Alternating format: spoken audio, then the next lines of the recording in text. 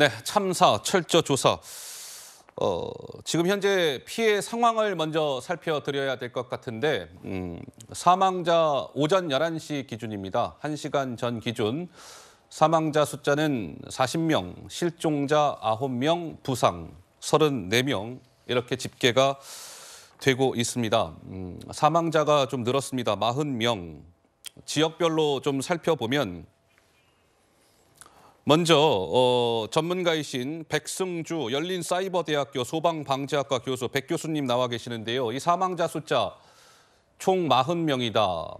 그런데 지금 화면에 보여지기로는 경북에서 일단 사망자가 제일 많은 것 같습니다. 예. 네, 그렇습니다. 지금 그 경북 예천의 상사태 권역에서 지금 사망자 포함해서 경북 전체에서 사망자 19분, 예. 실종자 8분입니다. 그리고 오송 지하차도 침수사고 포함해서 충북 지역 사망자 16분이 되고요. 충남 지역 사망자 4분, 세종 지역 사망자 1분 이렇게 되는데 지금 현재 다시 말씀드리지만 산사태 국가위기경보 심각 상태입니다. 그래서 계속 어떠한 식으로든 피해는 늘어날 것인데요. 예. 최대한 적게 견뎌내시기를 당부드리겠습니다.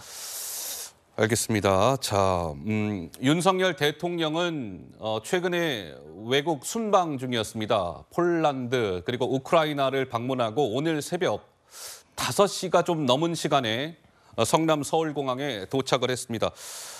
도착하자마자 윤 대통령은 중앙재난안전대책본부 회의를 주재했는데요. 여기에서 윤 대통령 이렇게 강조했습니다. 잠깐 들어보시죠. 비통하고 안타까운 마음을 금할 길이 없습니다. 이번 폭우로 돌아가신 분들의 명복을 빌고 유가족분들께 위로의 말씀을 드립니다. 구조가 신속하게 이루어질 수 있도록 현장에서 각고의 노력을 기울여 주시기 바랍니다. 앞으로 이런 기상이변은 늘 일상화되는 것이기 때문에 이상현상이니까 어쩔 수 없다는 식의 인식은 완전히 뜯어 고쳐야 됩니다. 네, 윤 대통령 순방을 마치고 오늘 새벽 성남 서울공항에 도착하는 모습입니다. 잠시 후에 이제 영상이 나올 텐데 윤 대통령이 저렇게 비행기에서 내려오고 박진 외교부 장관과 처음으로 악수를 나누고요. 그 뒤에 김기현 국민의힘 대표가 있는데 무언가 종이를 하나 들고 있죠.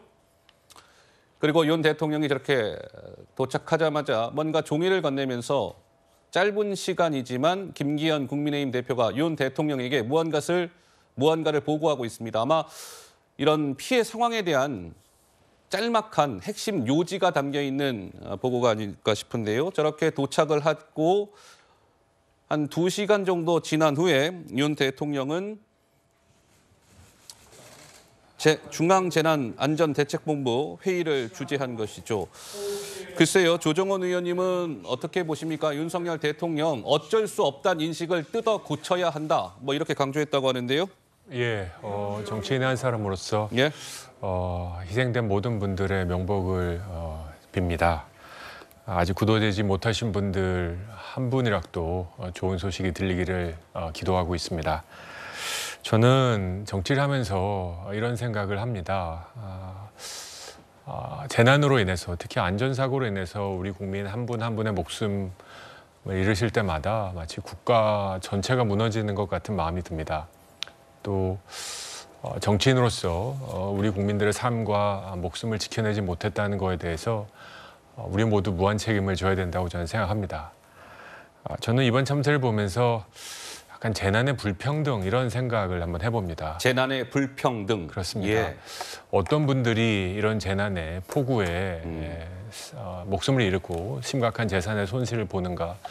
역시 주거 약자 그리고 여러 가지 환경이 어려우신 분들이 집중적으로 피해를 보는 것이 이번에도 또 예외 없이 발생했습니다.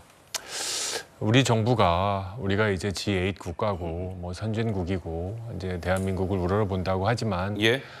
이런 비에 이제 40분의 목숨이 잃어가는 이런 현실 또한 직시해야 된다고 생각합니다. 윤 대통령이 돌아오자마자 중대본 주재를 한 건 마땅하고 당연하고 그래야 한다고 생각합니다. 예. 앞으로 우리가 이 과정을 진짜로 교훈 삼아서 이런 수해로 인한 목숨을 잃는 것이 2023년 7월이 마지막이다라는 생각으로 예. 대책을 세웠으면 좋겠습니다.